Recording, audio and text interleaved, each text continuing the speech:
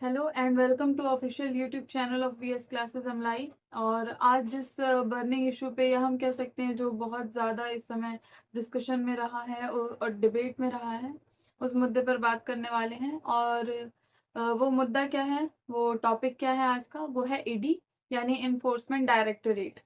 तो हम बात करते हैं इन्फोर्समेंट डायरेक्टोरेट की और जानते हैं कि आज इस संदर्भ में हम टेबल ऑफ कंटेंट क्या क्या चीज़ें जानने वाले हैं। पहला हम जानेंगे उसके इंट्रोडक्शन के बारे में।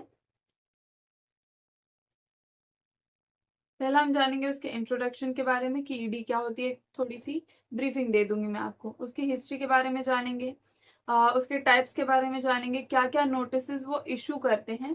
हालांकि नोटिस बहुत सारे हैं, पर मैंने कोशिश की है यहाँ पे दो तीन मेंशन करने की। जो एक्ट्स उनके अंदर एनफोर्स किए जाते हैं ईडी के अंदर से, वो हम डिस्कस करेंगे। फिर उसके बाद से ईडी की पावर्स क्या है वो डिस्कस करेंगे। अब जानते हैं क्यों जरूरत पड़ चुकी है हमें ईडी के बारे में बात करने की। जब से ईडी बना है, उसका नाम बदला हुआ है, फिर उसके बाद से वो इन्फोर्स कर रही है, इन्वेस्टिगेटिंग एजेंसी है। इवन दो वो बहुत ज्यादा क्रिटिसिज्म में रह रही है। और क्रिटिसिज्म का एक जो सबसे बड़ा वजह है, सबसे बड़ी वजह है, वो ये है कि ये कहा जा रहा है कि जो ईडी है, इन्वेस्टिगेटिंग एजेंसीज जो हैं, वो कहीं ना कहीं सरकार के दबाव में है या उनके हाथ की कठपुतलियां हो चुकी हैं और उनके फायदे के लिए कार्य कर रही हैं। और कुछ एक दो मैंने यहाँ पे आर्टिकल्स द हिंदू के और अलग अलग जो टाइम्स ऑफ इंडिया है उनके हेडलाइंस यहाँ पे मैंने मेंशन की है, जिसमें ये कहा जा रहा है कि he seizes rupees 26 lakh following raids in Madhya Pradesh in money laundering cases. ED seizes over 25 crore worth of valuable, मतलब सीज करने का या रेड करने का। ED raids multiple locations in Delhi and Punjab. Excise policy scam. High court आज CBI and ED to respond to Manish Sisodia bail's plea.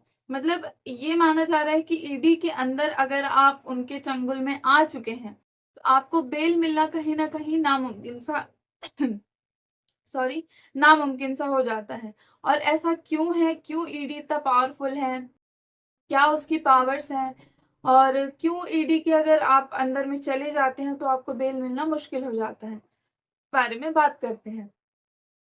तो बात करने की सबसे बड़ी वजह ये है, ये नवंबर का एक न्यूज है 2023 का, जिसमें हेडलाइन में ये लिखा है, time for courts to wake up to blatant misuse of PMLA. PMLA क्या है? एक एक्ट है जो ईडी के अंदर में एनफोर्स करता है। उसके बारे में हम डिस्कस करेंगे आगे। Sibal after ED summons Kejriwal. Kapil Sibal ने एक पेटिशन फाइल किया, ये कहते हुए कि जो ईडी है उसका मिसयूज हो रहा है, बहुत ज्यादा तौर पर उसका मिसयूज किया जा रहा है गवर्नमेंट के द्वारा। ये कहते हुए उन्होंने ये भी कोट किया कि ये जो ईडी है और उसका बेल जो है, वो गवर्नमेंट उस चीज का बहुत गलत इस्तेमाल कर रही है। और उन्होंने ये कहा कि ये पॉलिटिकल वेपन हो चुका है। यानी ईडी जो है और बेल ना मिलने की जो प्रक्रिया है, वो कहीं ना कहीं पॉलिटिकल वेपन हो गया है। और सरकार जितने भी विपक्षी दल के नेता हैं, उनके घर में छापेमारी और सीज करवा रही है। तो ये इसके बाद से जो है ईडी और ज्यादा खबरों में आने लगी, और ज्यादा डिबेट होने लगे कि इफ अगर इन्वेस्टिगेटिंग एजेंसी है, इंडिपेंडेंटली काम कर सकती है, तो वो सरकार के क्यों दबाव में है। या ऐसा क्यों है कि अगर कोई ईडी के अंदर में, इन्वेस्टिगेशन के अंडर में आ जा रहा है, तो उसे बेल क्यों नहीं मिल रही है। तो हम जानेंगे कि ईडी होता क्या है और क्या उसके पावर्स हैं, उसके बारे में जानते हैं। तो सबसे पहले छोटा सा एक डेफिनेशन है। ED is an investigating and domestic law enforcement agency. ये एक इन्वेस्टिगेटिंग और लॉ इन्फोर्समेंट एजेंसीज हैं। और उसके बाद से main aim of ED is to investigate and combat economical and financial crimes. जितने भी इकोनॉमिक और फाइनेंशियल क्राइम्स हमारी टेरिटरी के अंदर, हमारे भारत के अंदर हो रहे हैं, उनको कॉम्बैक्ट करना, उनसे लड़ना। दूसरा, उन्हें इन्वेस्टिगेट करने का काम जो है वो इन्फोर्समेंट डायरेक्टोरेट का होता है। ED notifies people and organizations suspected of engaging in a range of illegal actions, including tax evasion, money laundering, fraud, economic offences, यानी उन सारे लोगों को ईडी जो है वो एक नोटिस या समन नोटिस या और तरीके के जो नोटिस होते हैं जो हम डिस्कस करेंगे वो भेजती है, यदि अगर वो किसी गैर कानूनी कार्य में शामिल हैं, जैसे टैक्स इवेजन, टैक्स ना देना, मनी लॉन्ड्रिंग करना, फ्रॉड करना, इकोनॉमिक ऑफेंसेस करना। तो ये सारे कार्य जो है ईडी के होते हैं। पहला इन्वेस्टिगेट करती है और डोमेस्टिक लॉज जो है उनको इन्फोर्स करती है, कॉम्बैट करना क्राइम्स को, इकोनॉमिकल क्राइम्स को। दूसरा और तीसरा ये है कि वो नोटिफाई करती है उन सारे लोगों को जो इलीगली किसी चीज में शामिल है, इलीगल एक्शंस में शामिल है। अब आगे बढ़ते हैं। ये आपने जाना है ईडी का कार्य क्या है, उनका एम क्या है और ईडी होता क्या है। अब उसकी छोटी सी हिस्ट्री के बारे में जान लेते हैं कि ईडी कब बना। तो पहला 1 मई 1956 को ईडी जो है वो इन्फोर्समेंट यूनिट के नाम से, एक मिनट, तो 1 मई 1956 को इन्फोर्समेंट यूनिट के नाम से इसे फॉर्म किया गया under department of economic crimes. Economic crimes के अंडर में 1956 में इन्फोर्समेंट यूनिट को बनाया गया फॉर हैंडलिंग, क्या हैंडल करने के लिए, फेरा को जो है हैंडल करने के लिए इसे बनाया गया था। Foreign exchange regulation act 1947। Foreign exchange regulation, foreign exchange क्या होता है बेसिकली, इसमें ये होता है कि जो इंडियन रुपीज है उसे या तो फॉरेन करेंसी में कन्वर्ट कर देना या फॉरेन करेंसी जो है उसे इंडियन रुपीज में कन्वर्ट कर देना। अब वहां पर भी सर्विलांस की जरूरत है, हो सकता है कोई ब्लैक मनी को कन्वर्ट कर दे रहा हो फॉरेन करेंसी में, तो वहां पे भी जो है नजर रखने की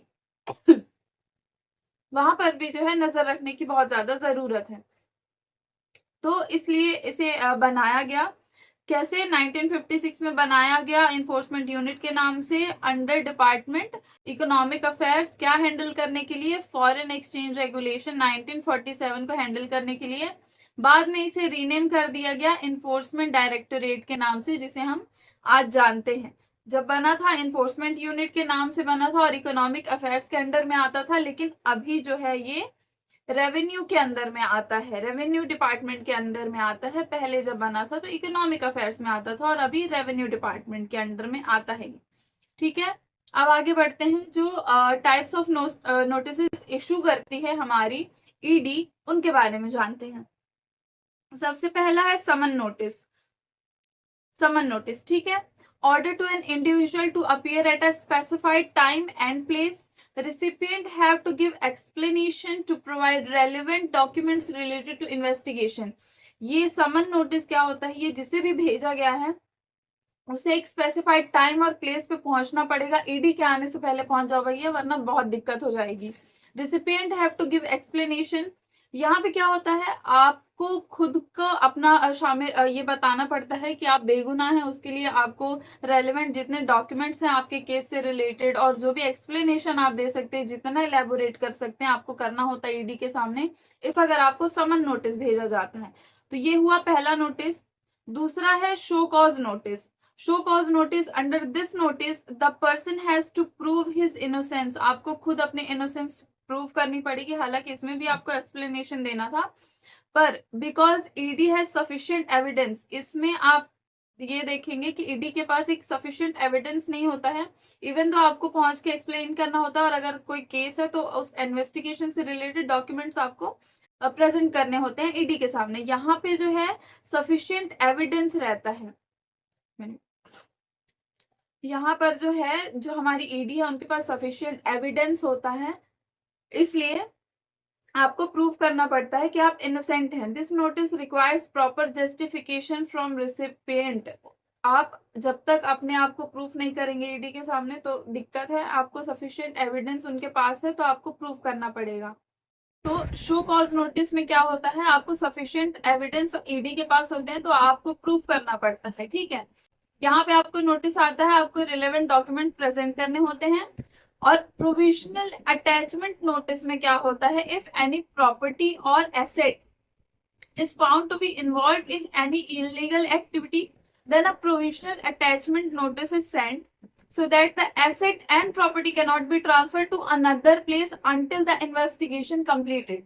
इसमें होता है कि कोई भी एक प्रॉपर्टी या एसेट पे अगर ये देखा जा रहा है कि वो किसी इलीगल एक्टिविटी में इन्वॉल्व है, तो उस प्रॉपर्टी के लिए जो भी उनके हेड होंगे या उनके जो ओनर होंगे, उन्हें एक प्रोविजनल अटैचमेंट नोटिस भेजा जाता है।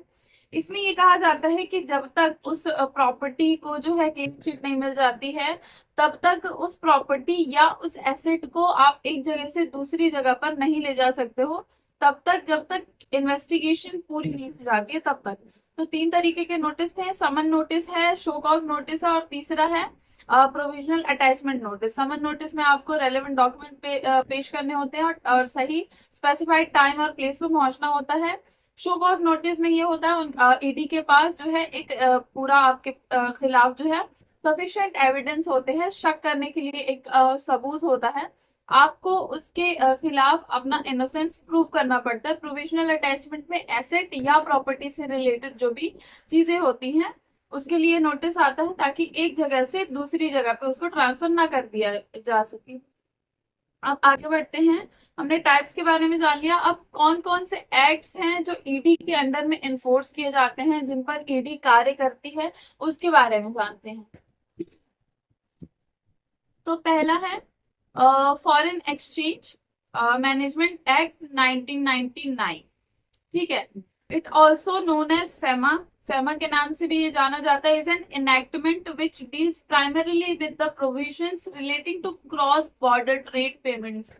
यानी जो भी सीमा के पार जो भी व्यापार हो रहा है उससे रिलेटेड सारी चीजें इसमें डील की जाती हैं। Defines provision formalities dealings of all foreign exchange transaction. जितने भी फॉरेन एक्सचेंज के ट्रांजेक्शन हो रहे हैं उनका जो प्रोसीजर है, जो फॉर्मेलिटीज हैं या जो डीलिंग है, उनसे ये डील करता है। क्या डील करता है? फॉरेन एक्सचेंज मैनेजमेंट एक्ट 1999, यानी फेमा इन सारी चीजों से डील करता है। इफ अगर आप इसमें गिल्टी पाए जाते हैं, फॉरेन एक्सचेंज मैनेजमेंट एक्ट 1999 के अंडर में आप अगर गिल्टी पाए जा रहे हैं, तो आपको जो है आपने जितने भी पैसे का गबन किया है या आपने हेरा फेरी की है, तो उसका 3 टाइम आपने, मान लीजिए किसी व्यक्ति ने, आपने नहीं, किसी व्यक्ति ने 1 लाख का अगर गबन किया है, तो उस अमाउंट का 3 गुना उनको जो है ईडी को देना पड़ेगा कॉन्ट्रावेंशन के तौर पर। ठीक है, और इफ एसेटेनेबल, अगर अमाउंट जो है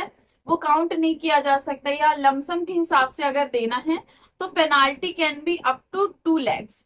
अगर अमाउंट हम डिफाइन नहीं कर पा रहे हैं, ईडी का काउंट नहीं कर पा रही है, तो फिर जो है 2 लाख तक आपको पेनाल्टी देनी पड़ सकती है। यानी अप टू 3, आपने जितना भी गबन किया है उसका 3 गुना आपको देना पड़ सकता है, अगर फॉरेन एक्सचेंज मैनेजमेंट के अंडर में आप गिल्टी पाए जाते हैं तो।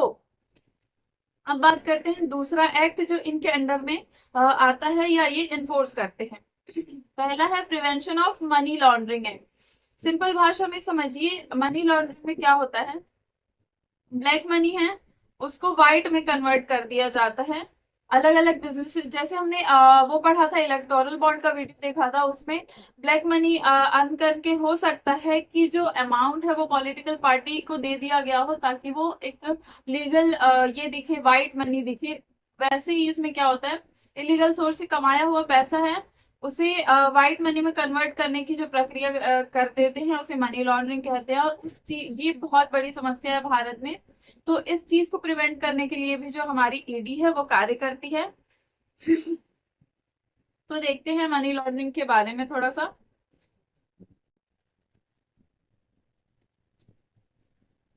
PMLA was enacted to fight against criminal offense of legalizing the income profit from an illegal source। PMLA किससे इनेक्ट करता है, किससे फाइट करता है? क्रिमिनल ऑफेंस जिसमें कोई भी इनकम है, प्रॉफिट है, उसे लीगलाइज किया जाता है। वो इनकम जिसे इलीगल सोर्स से कमाया गया हो, यानी इलीगल सोर्स से कमाया हुआ पैसा जिसे आप लीगल बनाना चाह रहे हैं, उस प्रक्रिया से ये डील करता है। The Prevention of Money Laundering Act 2002 enables the government or the public authority to confiscate the property earned from an illegal gain proceeds। यानी ये कह रहा है कि मनी लॉन्ड्रिंग एक्ट जो है वो गवर्नमेंट को या पब्लिक अथॉरिटी को ये हक देता है कि वो जो भी प्रॉपर्टी अर्न हुई है, जो देखी गई है कि किसी इलीगल सोर्स से आई है या उसमें मिटी हुई थी, उस प्रॉपर्टी को कॉन्फिस्केट कर सकते हैं, यानी उसे सजा के बिना पर जब्त किया जा सकता है ईडी के द्वारा। कोई भी प्रॉपर्टी है, इफ अगर मेरा ये पेन है, ये किसी इलीगल काम में ये पाया जाता है, इलीगल एक्टिविटी में पाया जाता है, तो इसे कॉन्फिस्केट कर लिया जाएगा किसी भी गवर्नमेंट के द्वारा, यानी इसे जब्त कर लिया जाएगा। और उसके बाद से देखते हैं इसे प्रिवेंट करने के लिए भी बहुत सारे एक्ट्स और हैं, जैसे इनकम टैक्स एक्ट 1961, कॉफे पोसा है, जैसे conservation of foreign exchange, prevention of smuggling activities 1974, then narcotic drug and psychotropic substances act 1985। तो ये सारे जो एक्ट्स है ये इनसे डील करने के लिए बनाए गए हैं, prevention of money laundering act से। अब तीसरे एक्ट के बारे में जानते हैं जो इनके अंडर में इन्फोर्स होता है। तीसरा है fugitive economic offences act 2018। Fugitive economic offenders act 2018 empowers any special court to confiscate all properties and assets of economical offenders who are charged in offenses measuring over INR 100 crores and are evading prosecution by remaining outside the jurisdiction of Indian courts। यानी कोई भी व्यक्ति जो 100 करोड़ से ज्यादा का घपला करता है, उसे जो है उसकी जितनी भी प्रॉपर्टी या एसेट जो इन्वॉल्व है इकोनॉमिक ऑफेंडर्स में, उनको जो है जब्त किया जा सकता है। और भले वो व्यक्ति भगोड़ा है, वो देश छोड़ के जा चुका है, लेकिन भारतीय कोर्ट के क्षेत्राधिकार में, उनके ज्यूरिसडिक्शन में ये है कि उनकी प्रॉपर्टी जो है उसे कॉन्फिस्केट किया जा सकता है। हमारे स्पेसिफाइड कोर्ट के द्वारा ये हक देता है हमारा फ्यूजिटिव इकोनॉमिक ऑफेंस। ठीक है, तो ये 3 एक्ट्स थे। कौन कौन से थे? पहला है फॉरेन एक्सचेंज मैनेजमेंट एक्ट 1999, आप देख रहे होंगे स्क्रीन में। और दूसरा है prevention of money laundering act 2002। फिर उसके बाद से फ्यूजिटिव इकोनॉमिक ऑफेंडर्स। अब पावर्स ऑफ ईडी। आखिर ईडी के अंदर में चले जाने के बाद क्यों बेल मिलना मुश्किल हो जाती है, या क्यों लोग ईडी का ऐसा है कि आप गिल्टी या इनोसेंट यहाँ पे बनने का एक प्रक्रिया नहीं रहता है। यहाँ पे आपको इन्वेस्टिगेशन के लिए बुलाया जाता है और आपको खुद प्रूफ करना होता है रेलेवेंट डॉक्यूमेंट देके या जस्टिफिकेशन देके या सबूत पेश करके कि आप इनोसेंट हैं, जो प्रॉपर्टी आपने अर्न की है वो इलीगल सोर्स से नहीं है, या जो आपके पास पैसे रखे हुए हैं वो ब्लैक मनी नहीं है। ये सारी चीजें जो है, और कहीं ना कहीं ये इन्वेस्टिगेशन एजेंसी जो है वो हमारे भारत के लिए पावरफुल होना बहुत जरूरी है। तो कौन कौन से सेक्शंस हैं जो ईडी को बहुत ज्यादा पावरफुल बनाते हैं? पहला है prevention of money laundering act section 17। ये कहता है grants ED wide power to enter and search suspected property without judicial permission.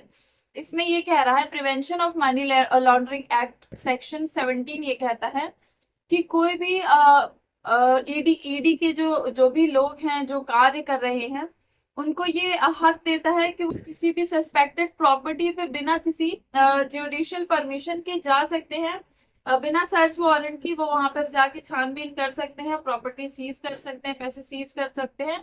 ये उनका हक है। ये सेक्शन 17 में मेंशन है prevention of money laundering act में। देन सेकेंड है prevention of money laundering act section 19 according to 2002 allows authorized ED official to arrest person based on material in their possession which gives them a reason to believe that one is guilty of an offense punishable under that law। यानी कोई भी एक व्यक्ति है जिसे शक के बिना पर या वो गिल्टी पाया जा रहा है under law,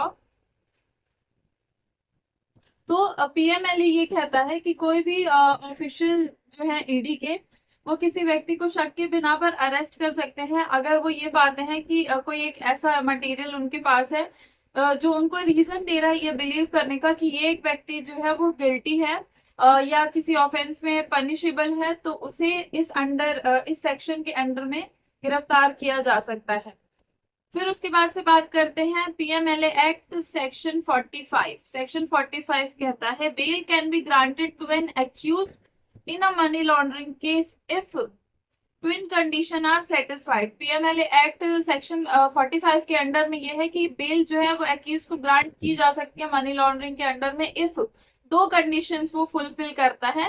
there should be prima facie एट, मतलब प्राइमा फेसी क्या होता है, अगर फर्स्ट साइड पे वो सेटिस्फेक्शन दे दिया ईडी वालों को कि जो है वो निर्दोष है, तो उन्हें जो है बेल मिल सकती है। दूसरा, he is not likely to commit any offence while on bail. अगर उन्हें बेल मिल गई, वो जो है सेटिस्फाइड कर दिया अपने जस्टिफिकेशन से ईडी को, तो उन्हें बेल तो मिल जाएगी, लेकिन दूसरी कंडीशन ये है कि अगर वो बेल पे रहते हैं तो वो दूसरा क्राइम या दूसरा ऑफेंस नहीं करेंगे ईडी का, तो ही उन्हें बेल मिल सकती है।